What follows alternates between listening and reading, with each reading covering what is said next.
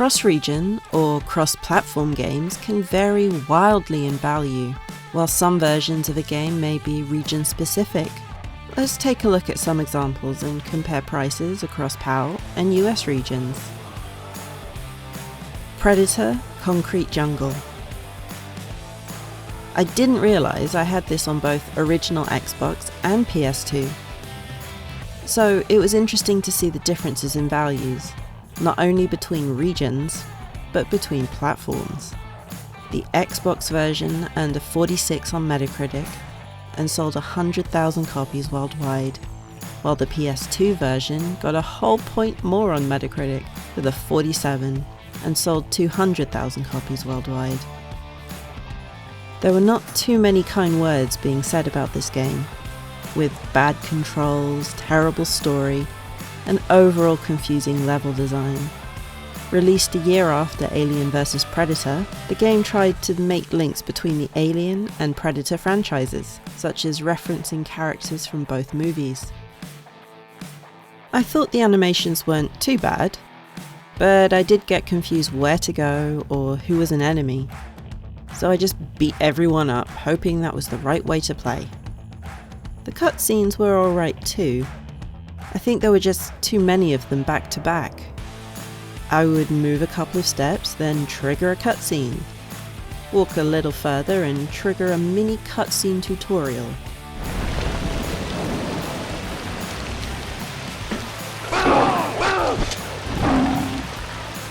In 2019, a complete PAL Xbox copy was around £8, with a big spike bumping the price up to just over £25 in 2021. Today you can grab a copy for $16. CEX will sell you a copy for $15. In US regions in 2013, you could get a complete copy for $19, with the same big spike in 2021, making the price fly up to just under $63. It's come down since then to $46. Looking at the PS2 copies, PAL versions in 2017 were around £5, with prices being just under £12 today. CEX have copies for £10.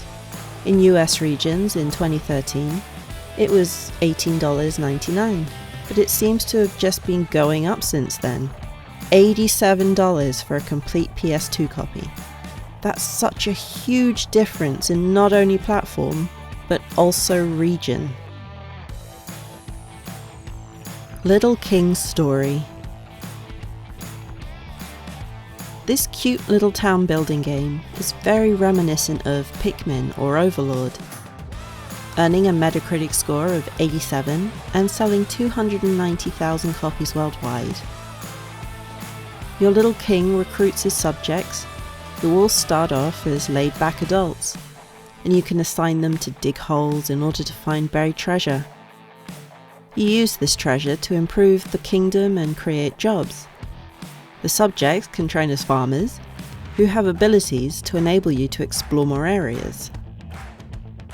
You'll come across enemies in the shape of turnips, and the farmers can fight them, but may get injured in the process. Building a barracks allows you to train soldiers who are a little more hardy and can take down the turnips quickly. This is a laid-back kind of game, with not too many controls to learn and a simple story to follow. The design reminded me of Animal Crossing, and the characters had amusing little quirks.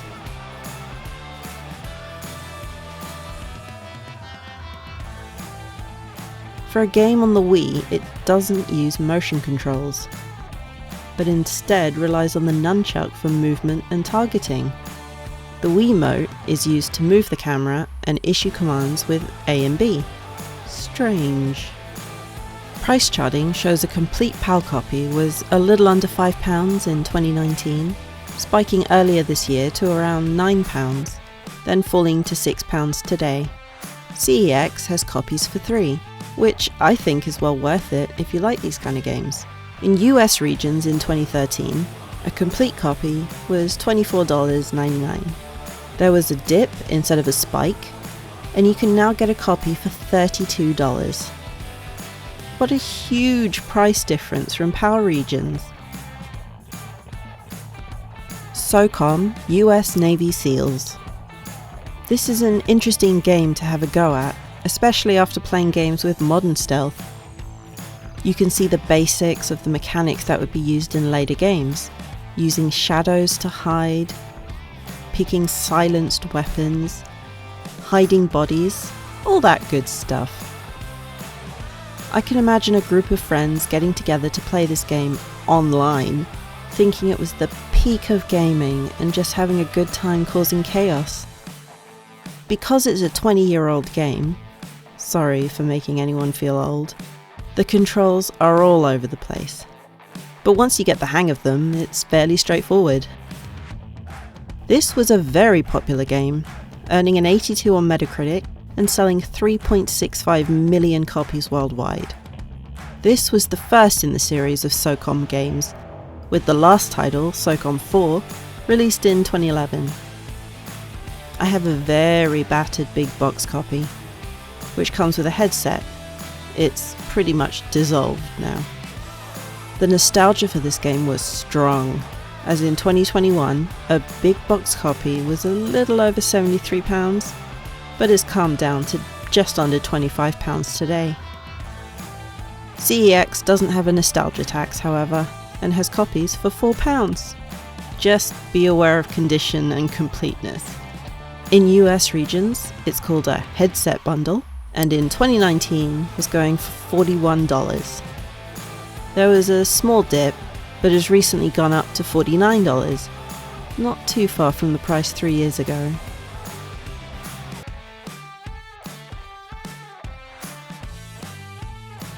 Bayonetta 1 and 2. Quite the fan following for this series, with many excited for the third installment coming to Switch. Bayonetta is a game where the minute it starts you ask yourself, what in the actual hell is going on? I was dropped into an ongoing fight, no button prompts and no instructions, just defeat these enemies. So button mash I did, having no idea what was going on or what the narrator was saying.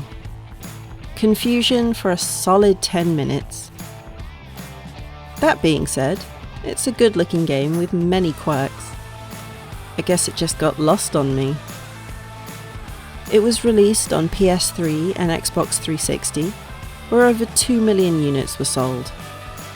It came out later on Windows and Wii U. It earned a Metacritic score of 86 on Wii U, but I had trouble finding exact sales numbers. Maybe they were pushed to the side, like the console. There were some nice touches in the character design, such as Bayonetta bleeding rose petals, butterflies appearing, and lipstick marks on enemies. This was to focus attention on her femininity, but the fan service kinda did that very thoroughly on its own. Another thing they wanted was a main character who wore glasses, in order to convey intelligence and mystery. Yeah, the glasses were what everyone was looking at. I got this as part of a PAL region double pack with Bayonetta 2. The sequel didn't do much to clear things up, but I did like the way the beginning cutscenes of both games were along the same lines, the way they introduced characters and set the tone. A lot of fans were upset that this was a Wii U exclusive, but it turns out Nintendo offered to foot the bill for the development after Sega benched it. In return, Bayonetta 2 would answer to Mario for the rest of its life. Forget about it! Earning a Metacritic score of 91 and selling 860,000 copies, it didn't do too badly. But having to buy a new console just to play the sequel was a downside for many fans. Thankfully, it's on the Switch nowadays, and way more people own a Switch than a Wii U. Price charting shows PAL prices from 2020, when you could get a copy for around £15. Today it can be found for around £30. trying to find a price for this region-specific set was quite difficult, so looking at the games individually, you can grab Bayonetta 1 for £8 and 2 for £6 at CEX. I also found one on eBay for £59, and it looks to be in much better condition than mine. Amazing Spider-Man. Another sealed game in my collection. I bought this at the same time I bought Dr. Franken. Coming out at the beginning of the 90s, there is no Metacritic, and reviews are all over the place. The lowest score I found was 44%, and the highest was 98%, so people really couldn't decide if they loved or hated it. Reviews averaging out at 53% just drives this point home. It was officially a mediocre game. In 2018, a complete PAL copy was around £4, and a new copy was just over £26. Today, a complete copy is £51, and after a really weird spike and plateau, a new copy went from £360 to just over £117. CEX have box copies for £35 and mint for £40. US regions were looking at around $10 complete in 2013 and $26 new in 2010. A weird spike in 2021 bumped the price up to $82 for a complete copy, which has now fallen to $39. Looking at new copies, a huge spike in 2017 shot the price up to $350. Then the price went down, and there was a second spike of $300 in 2021. New copies are now $153.